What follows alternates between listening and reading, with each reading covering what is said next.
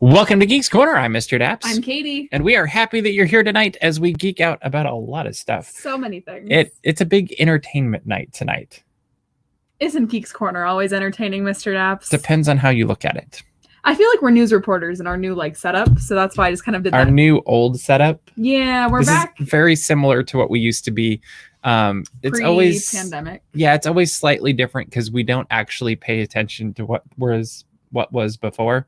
It's true. But that's okay. And also, if you've been watching Geeks Corner for more than 2 weeks, you know that we just change everything. Yeah, it happens once in a while. That's the joy of having a set. It's true. It's becoming more of a set every day. It is. You can use different areas and whatever. Let's get started, shall we? Let's go. If you're going on a Disney trip, you should do it through Mouseways. They're amazing. Wow. We love them. We're going on trips with Mouseways. We are. They save us money and we don't even have to pay them, which is a great thing. And you don't either. So the next time you go on a Disney trip, go to mouseways.com/dapsmagic or just tell Matthew and his team that Mr. Daps sent you and you will get the best deal, the most magic, and have a grand old time. He's Mr. Daps. How was that? I didn't even look at my notes. That was fantastic. That was pretty good. I must say. Murray wrote me notes and they're wonderful. But if I read them, I have to be way over here like that to look at them. And I was like, I'm just going to go for it. You did a wonderful job. Thank you. Claps for Mr. Daps. But what must you say? What must I say? I'm pretty sure you just said a few seconds ago, but I must say. And then you stopped. Oh, I don't know because I'm confused. Okay. Well, there's other things that people are confused about as well. And some of them come from Disneyland. And they have to do with the boarding groups. Right? Yes. Virtual boarding groups, boarding queues, whatever you'd like to call them. Virtual queue. Technically only boarding groups for Star Wars Rise of the Resistance. Okay, so virtual queues. We're going to talk about technology. Yes. I feel like we could have made a segment out of this, but we didn't. Tonight we talk technology. We really need a person that's good at editing like graphics and stuff that can make the fun things that pop up and not me do stuff. I don't actually know how to use Final Cut that well, so it is not we know me. Someone that does. Oh, there we go. Technology. I'm pretty sure that it person was Nathan was the person. Nathan was the person that, what was it, an hour ago of oh shoot, I was going to invite him on the show tonight and my week was insane. So we will get you on the show soon, Nathan. Hi, Nathan. Because I actually feel like you would have had a lot to contribute to tonight. Yeah. But virtual queues, we now know are being utilized for not just Rise of the Resistance, but also Web-Slingers, a Spider-Man adventure. Is that the name of the Web-Slingers in all caps. Okay. A Spider-Man adventure. So I said it right. Okay, good. I wrote it so many times. Yesterday, it's been a long 36 hours. But yes. So you can get that at 7 a.m., one or the other. And then again 7 a.m. or 12. 12 for this one. Yes. And it's 12 for both of them, actually. It's 7 and 12 for both. Yeah, I got Florida mixed up in my head for a minute. So that is your path to getting on both of these attractions. And it's the only path for getting on these attractions, which I find interesting because they're now selling these really cool, I don't remember what they're called, but you wear them. Add-ons. The add-ons. And I feel like the way you really want to do it is without the add-on first. Yeah. And then with the add-on. But you kind of can't do that because you can't go on it more than once in a day now. Yeah. So really, it's not a $65 or a $60 add-on. It's a $100 and whatever the ticket was plus the $65. So you're talking $200 and something to get your add-on. Yeah. Okay, just checking. Just checking that my math checks out. And my logic, because I was like, I don't think I'd want to go straight to the add-on because we actually talked about this. Like, hey, we should get these and we'll just make it happen. We will get them at some point. But now I'm not feeling like there's as much of a rush to get them because I want to experience the attraction first. Yes, I agree completely. I want to do it as the Imagineers intended. Obviously they intended it with the add-ons as well, but I want to do it just plain old attraction. Yeah, and we'd like to hear you. What do you think of our logic? Is it sound? Should it be something else? Also, what hero add-on do you want? Because I want Iron Man. Has a repulsor cannon. You have to go pew. However that works. And I mean, that's the hard part is they have these different strengths and it's like, I don't actually know which one's best for the attraction because I haven't seen the attraction yet. So that'll be an interesting thing to see. But it was interesting also is Bob Chapek did a Q&A with JP Morgan this week where he basically said park reservations, virtual queues, mobile ordering, contactless payments. The way I heard it is get used to this because they're not going anywhere. And Josh D'Amaro had said the park reservations was probably going to be sticking around as well. But what do you think of the possibility of park reservations, virtual queues, mobile ordering, all of these things? Like mobile ordering to me is no brainer. Like for sure, especially if it's the mobile ordering pre-pandemic, because I missed that. Well, it just was smoother. Not as many people were doing it, which is part of the reason it was smoother. But if they can nail that down here, like I feel like in Florida when we've done mobile ordering, it's been pretty quick. Yeah. If they can replicate that here, we're gonna be fine. Like I love that. Park reservations, thoughts? I don't love that they're sticking around. And we want to hear your thoughts in the comments as well. Please do tell your. I don't know. So the chat's over here to me, so that's why I put you guys. Yeah. Haven't gotten a lightsaber yet, but I plan to at some point. I don't love. That is the question, though, before you answer. Add-ons or lightsaber? One's only 60, one's 200. But which one is the one that you'd want if you can only get one? Now, keep going with what you're saying. We'll let people respond in the comments, and we'll come back to this. Okay. Then I'll come back with my answer. I don't love park reservations. I get where they're coming from right now with the capacity standpoint of making sure that there are not too many people or people aren't getting turned away. I like it from that aspect of things is that you're not going to go to Magic Kingdom and they're not going to say Magic Kingdom's too full, please go home, because you do a lot of work to get to Magic Kingdom. Sure. You do all those things.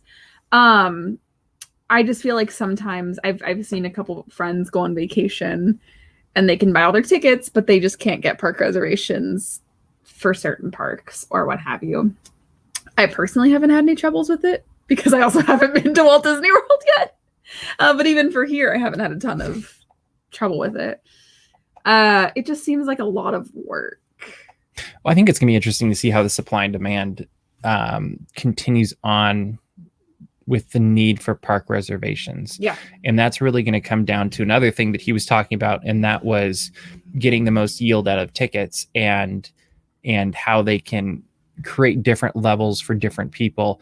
And I think that really is going to be interesting, and we're going to find out how good their math and data is, because it could be a year from now we are talking about how great this new program is. That's true. It could also be a year from now that Disney is discovering things that locals have known for quite some time, is that there's certain times people just don't come because they're priced out. Yeah. And so it'll be very interesting to see if, and part of it's going to be what the economy does. Like if inflation goes to the roof, people aren't going to be going on vacations, and then suddenly the former APs become that much more important. And it's always interesting watching Disney. If you go back to Disney Decade, you go back to the ideas they had at the beginning of the 2000s, like you always have these big grand changes that are going to happen. And then you have life events that I'm going to call them that happen, whether they're whatever happens, like an economic downturn or something big happens, and it completely changes the trajectory of the company because it's no longer sustainable. And one of my big jobs in my day job is making sure that there's a steady income stream, and I would much rather have my versions of annual pass holders than that I know than what I don't know. And so it'll be interesting to see, because they can, with reservations and for hotels and for parks, hey, we're going to have these people coming. But if they stop making reservations for hotels and parks because an economic whatever, or maybe they've just been home for so long and they want to do something else, like maybe the priority changes, I don't know. And it's the proposition value too. So it'll be very interesting to see. Like, I think the park reservations probably could stick around in some capacity indefinitely. It'll be interesting to see exactly what that's like, though. I agree. I do love contactless payments. Mm-hmm. I love mobile I think they're great. orders. Yep. Virtual queues. Are we gonna? Yeah, let's talk about them. Let's talk about them. I know there's been a lot of little chitter chatter on the internet this week because people have opinions on virtual queues. Right now, I will say this: there's a big attraction opening. California is supposed to have outdoor queues only. It's a necessity. And there's not a lot of room in Avengers Campus. Like, who remembers when Mission Breakout opened and the line went all the way to Buena Vista Street? Yeah. Like, or Star Tours or Cars Land or like, yeah, that's very common. Remember when Racers opened and the line was all the way up to Paradise Pier? Yeah, it was great. Yeah. So I think right now, during COVID, a virtual queue is something that's very helpful for keeping everybody involved safe. I know that a lot of people don't think that it's ideal because you don't have a 100% shot at getting on the attraction. But I think that right now, a virtual queue is way better than packing all of the people in California Adventure on June 4th into one line. Because that's what would happen. Yep. So.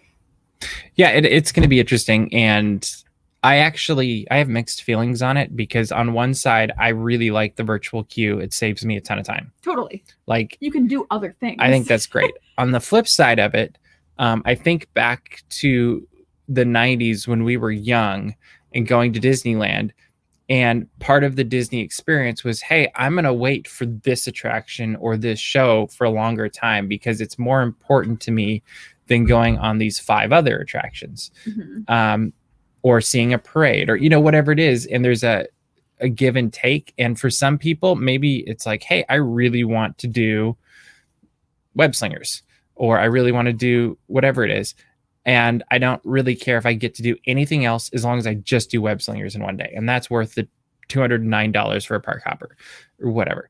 And I think there's an argument to be made for that of like, if you really want to wait and that's how you want to spend your day, you just opened up other stuff for me. But on the flip side, I think for the people that are more trying to get their most out of the park experience on a day, which I think is probably more people, the virtual queue gives you the opportunity to plan a little bit better, and maybe not exactly down to the minute, but you're like, oh, it's my turn. I'm going to go over there in the next hour.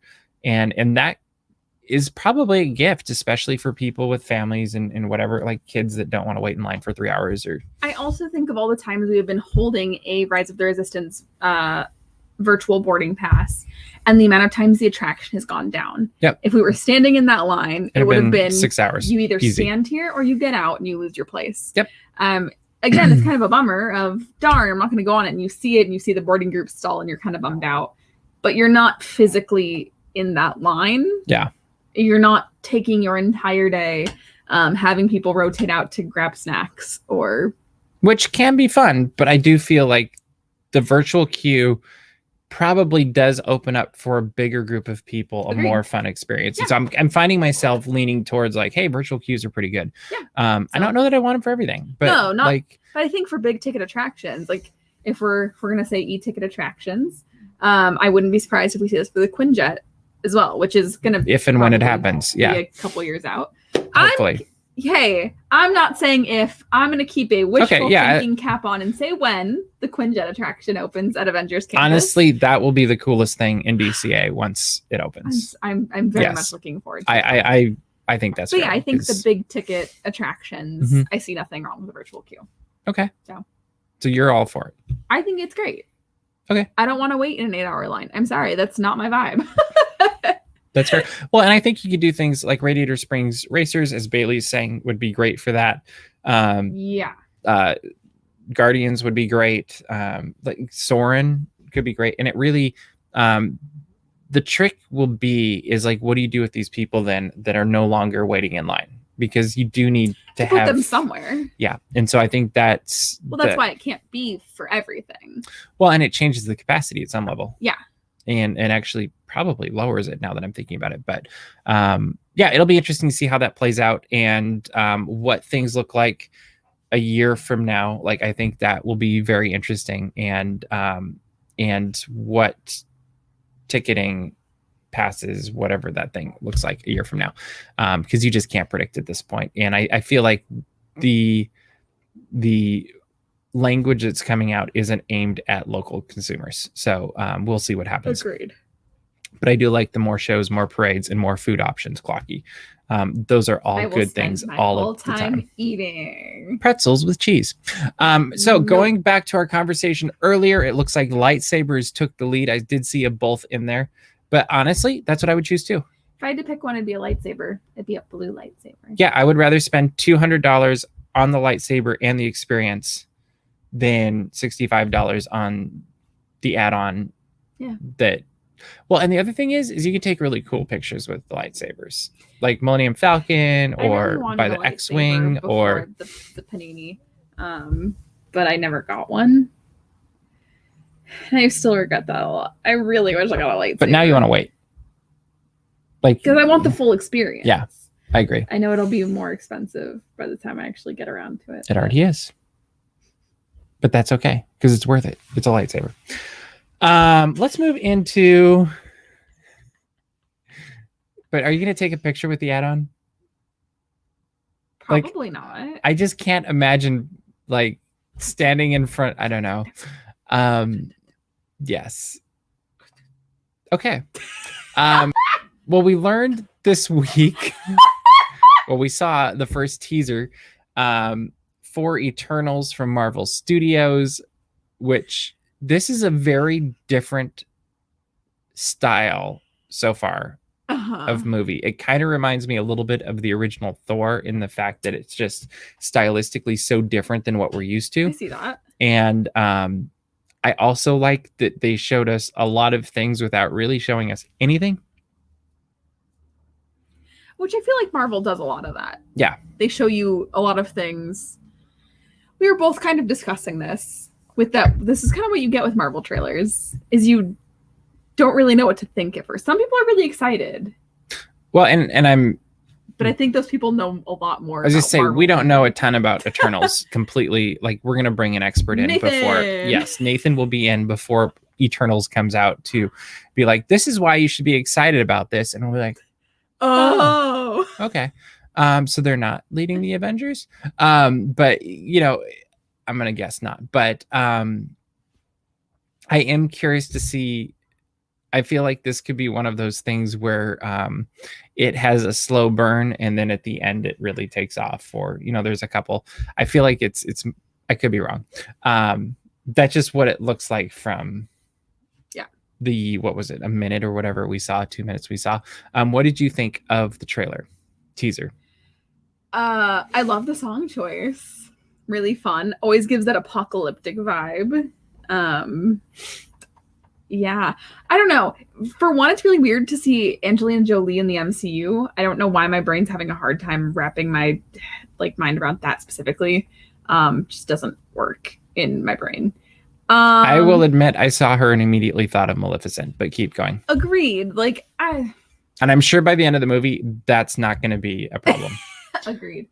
I don't know. I think that the hardest thing for me right now is that the MCU has closed the first 4 phases. So now they're going to be telling all new stories. But for a while, I had this comfort of, I know these characters, I know these stories, I have an idea of what could be happening. And now I don't have that anymore. Other than there were some things that I was like, this reminds me of Doctor Strange. I see that. I don't know if there's any connection with Doctor Strange at all, but I feel like there could be.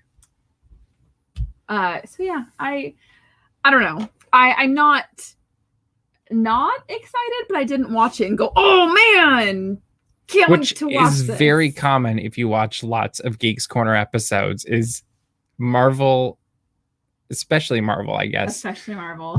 Trailers, the first time we see them, we're like, I don't know what to think of that.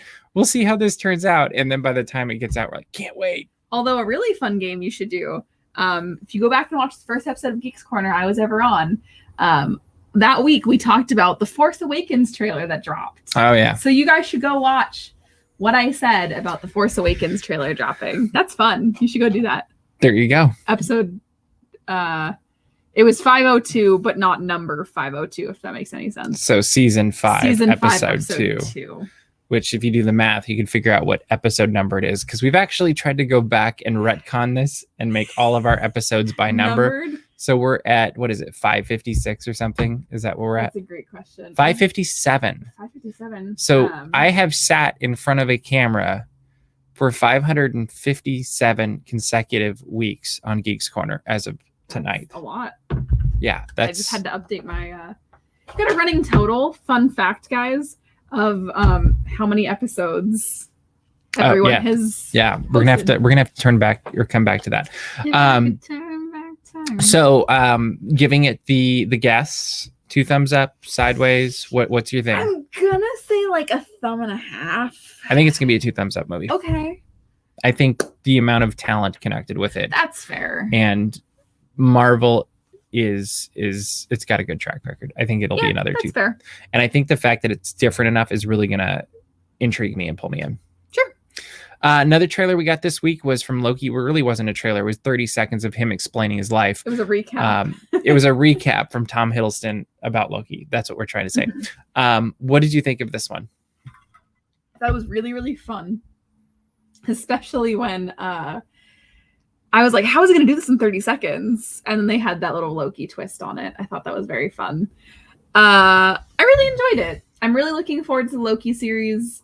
I think it's going to be really fun to get to see more of the character. Overall, fun teaser. Do you think we're going to see the end of the character in the Loki series? Haven't we already seen the end of Loki? Like, I know, but the 5 times. Like, are they going to wrap up his story, or is it going to just be one of those like ongoing things? Loki could be one of those things they keep open-ended for a long time. Okay. I will admit, by the end of the last Avengers movie, I was like, okay, I'm good. Like, I was done with Loki. Yeah. Like, and it's not that I have anything wrong with him. It just was kind of like, I feel like I've seen it. He's done it. The gimmick's getting old. Yeah. I will admit this, because of, what is it? The TDA in the movie or in the show, whatever that TVA. The agency. Yeah. The agency. Yeah. I'm spacing the name right now, but that twist gets me much more intrigued. And Owen Wilson is really TVA. Thank you.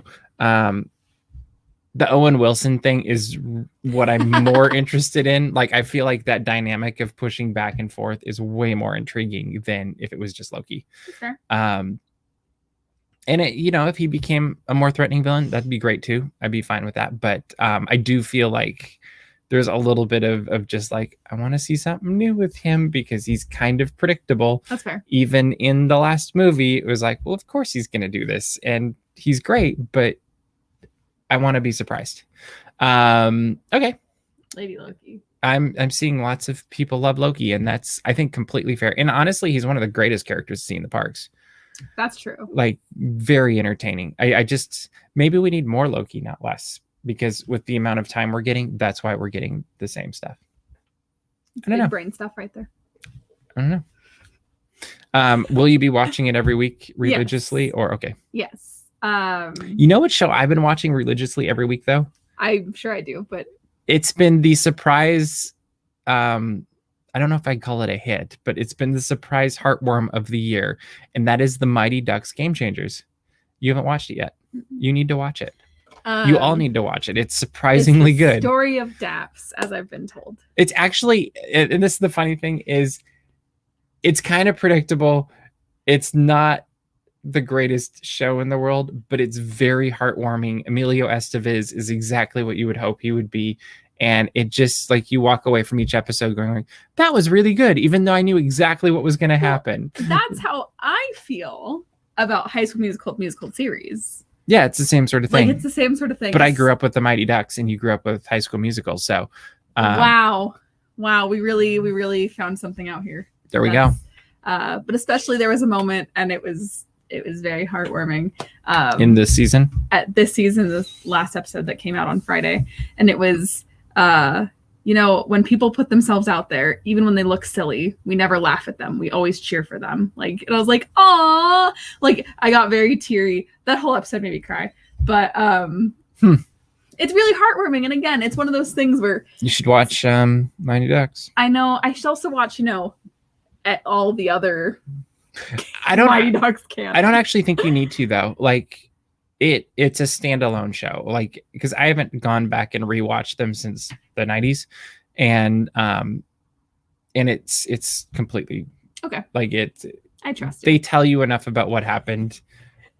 They exposit quite a bit. Okay. Like it's kind of like, yeah, like they explain it all. And there's some stuff that you pick up on, you're like, oh, that was important, and I can see it was cute, but it wouldn't mean quite as much, but it's fine. Okay. And look at all these people excited about the Mighty Ducks. That's great. And High School Musical. And High School Musical, the musical, the series, which So, is really hard to say. It's such a fun title to say, like, because it's so ridiculous. High School Musical series. It's true. Season 2. Yes. All of that. The other thing we got was a featurette this week on friendship, specifically the friendship that you will see in Pixar's Luca, which will be arriving in June on Disney Plus, and you don't even have to pay for it. How great is that? I think that's great. But what did you think of this featurette? Because I will admit it was different than I expected. Agreed. It's really cute. I really liked it. I will say my biggest takeaway out of the entire featurette was I was watching it and I went, man, I want to go to Italy. Like, yes, that was the takeaway for me. Was I want to go to Italy because it looks beautiful. My takeaway was that you can use a turtle for anything. I'm surprised you haven't already. I might have. I wouldn't be surprised anymore. Yeah, I think it's really cute. I also think it's really funny. Oh, please don't feel bad for me. They're like, oh yeah, all these friends you had as kids, and I was like, y'all had more than one friend?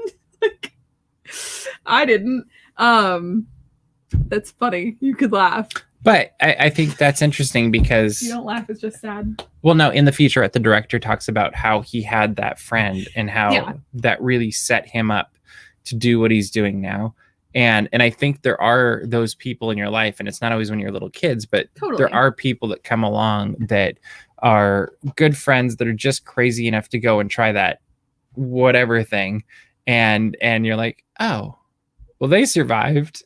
I guess I could try this. And I think there's going to be a much simpler message than we expected in this film, and probably more poignant because of it. And this was the first one where I went from, oh, this is charming and oh, this is cute to, and like more of just like, oh, this is going to be heartwarming and it's just going to be a very simple. I think in some ways this will be like a really old school Disney film, because it seems fairly, it feels very filled with heart, which Pixar often does. But it seems very straightforward, I guess. And I kind of almost feel like that's good for where we're at right now, because everything has been so crazy the last year or two, especially the last year with like, oh, don't do this, don't do that, you know, all of the stuff that we've had to live through. A wacky adventure friendship. Adventure friendship, and that's it. And I'm like, if that's what we get, it might become one of my favorite new movies. I think it'll almost feel like a warm hug after everything. Well, and talk about a great balance to Soul. Totally. Because Soul took you real places, and Soul was heavy all over the place. Yeah. And this looks to really be like what is it? Fox and the Hound. Oh yeah. Like it's literally about friendship. And I'm like, a movie about friendship. Can we get more of these? Like, I think this is just a great thing. Italy is fantastic. Maybe we need a DAPS trip there someday. This is one of the things that we're bringing up with Mouseways, though, is if people really do start using this, the future bigger plan of this being putting together DAPS trips so that we could all, I mean, imagine DAPS or Geeks Corner live on like the Disney Wish someday. I'd like to go on the Disney Wish. But wouldn't that be cool? Like do a live show, have people there like the old days. So I don't know if this is already in your head. Imagination. Mm-hmm. Yeah. The Impractical Jokers do a viewers cruise. Oh yeah. Is that already in your like those kind of things would be great. Or a Disneyland Paris trip, or a, you know, like there's lots of things we could do. But we're running out of time for tonight, so we can't do it tonight. We can't go on a cruise tonight? Yes, but it basically be Daps Adventures with Disney. And Adventures by Daps. Yes, Adventures by Daps. Hosted by Adventures by Disney. High School Musical, the musical this year. Yes, but Matthew will take care of it. So if you are going on a trip, book through Matthew, because if we get enough of these things going, that will be an indicator that the next phase could work. So anyway, Katie, we're out of time. What should people do? Go to dapsmagic.com, check out all the Disney and geek news as it happens. I have a very fun article that is not news, but it is something that I really enjoy that I got to pour my interests in today. So that should be going up this week. So I'm very excited about it. So subscribe to our mailing list so you don't miss when it goes up. That is true. And also subscribe to our Daps Magic YouTube channel, because we've got lots of videos that continue to go up from Walt Disney World. We just got all the Knott's Berry Farm 100-year anniversary celebration, whatever that thing was, up. And then in about a week and a half, we'll have Avengers Campus opening weekend stuff going up as well, along with all of our other things like this Disney This Day and Disney Reporter that you don't want to miss as well. And share it with people. That helps too. But that is all the time that we have for this week. So we will see you round the corner. Bye.